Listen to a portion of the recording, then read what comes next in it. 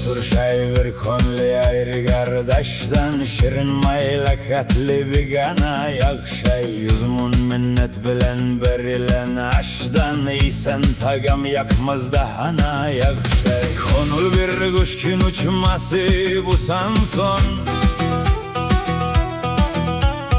kayışar tergussa sarı basan son. Didigin bolman son, işkin tesen son. Sözlesen söz gelmez bana yakşay.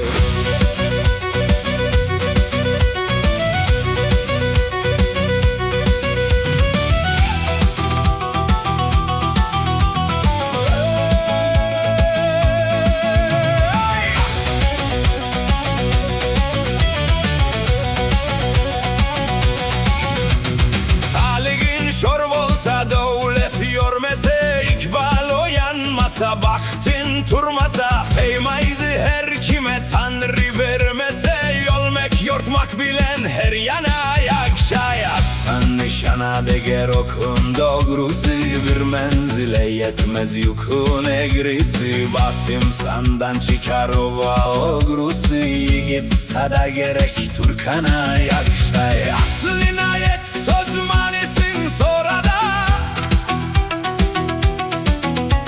çıkmak muşkil peykam kalsa yarada.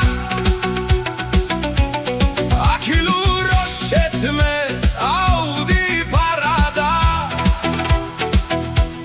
uğraş etmek ya bir nadana yakşay.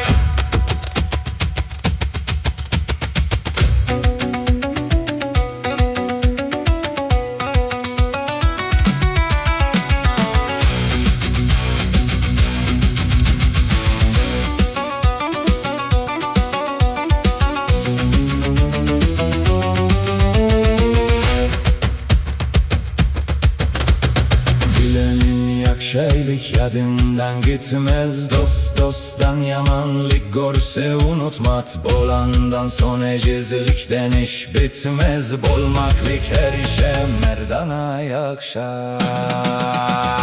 Zelilidir gezgin olin can serhoş, gizlesirin her namarda etme paş. Eğer elden gelir gelmez her bir iş,